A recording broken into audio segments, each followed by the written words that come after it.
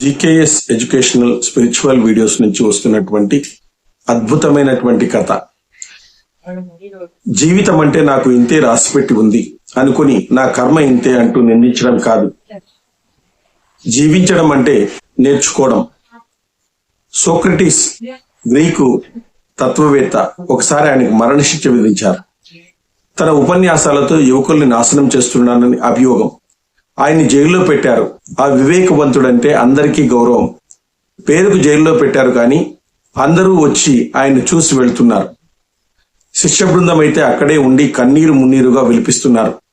కానీ ఆ తాత్వికుడు ఇదేమీ పట్టనట్టుగా నవ్వుతూ అందరినీ పలకరిస్తూ కబుర్లు చెబుతూ ఆనందంగా ఉన్నాడు. అందరూ ఆయన్ని చూసి ఆశ్చర్యపోతున్నారు. ఏమిటిని? ఆయనకు మరణశిక్ష విధించారు, కానీ ఆ మరణశిక్షను ఆయన లెక్క పెట్టడం లేదు.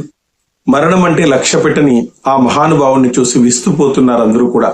మరణశిక్ష అమలు కావడానికి 2 గంటల సమయం ఉంది. ఆ శిక్ష విషం తాగి మరణించడం. ఆ కాలంలో విషం ఇచ్చి చంపేసేటువంటి వాళ్ళు. సమయం సమీపించే కొద్దీ అభిమానులు గుండెలు కొట్టుకుంటున్నాయి. సోక్రటీస్ ఆ సంగతి పట్టనట్లు, అది తనకు సంబంధించిన విషయమే కానట్లు ఉన్నాడు. అందరి ముఖాల్లో ఆందోళన, దిగులు. ఆయన ముఖంలో ఆనందము, వెలుగు ఉందన్నమాట. ఆయన కిటికీలో నుంచి బయటకు చూస్తూ కూర్చున్నాడు.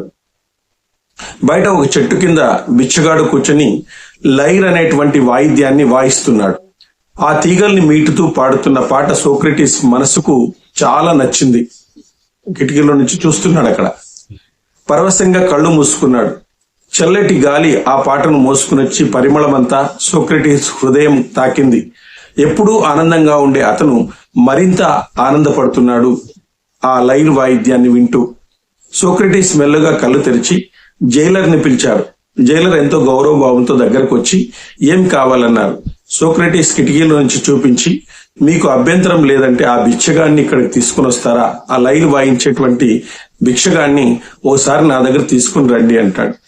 జైలర్ అయ్యో ఇదే దాందేముంది అని వెళ్లి ఆ భిక్షగాన్ని తీసుకువచ్చాడు. సోక్రటీస్ ఆ భిక్షగాన్ని తనకు ఆ పాట నేర్పమన్నాడు. అతని దగ్గర నుంచి లైర్ వాయిద్యాన్ని తీసుకున్నాడు. భిక్షగాడు పాట పాడాడు.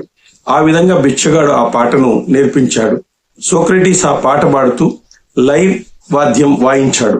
ఇట్లా అరగంట సాధన చేసిన తర్వాత భిక్షగాని సహాయం లేకుండానే ఆ పాటను అద్భుతంగా పాడాడు. సోక్రటీస్ కృతజ్ఞతలు చెప్పి బిచ్చగాన్ని పంపేశాడు. ఆయన శిష్యులు, జైలర్ ఆశ్చర్యపోయారు ఈ సంఘటన చూసి. మరణశిక్షకు ఇంకా గంట మాత్రమే ఉంది, కానీ సోక్రటీస్ ప్రవర్తన వాళ్లకు వింతగా అనిపించింది. గురువు గారు ఇక గంటలో విషము పాత్ర ఇచ్చి మిమ్మల్ని మరణింపచేస్తారు. అది తాగి మీరు ఈ లోకాన్ని వదిలి వెళ్లిపోతున్నారు. కానీ ఇప్పుడు మీరు లైర్ వాద్యం మీద ప్రాక్టీస్ చేసి పాట నేర్చుకున్నారు. ఏమిటిది? ఏం ప్రయోజనమని కన్నీళ్ల పర్యంతమయ్యారు. సోక్రటీస్ నవ్వి, జీవితం అంటే నేర్చుకోవడం, మరణం గురించి ఆలోచించడం కాదు.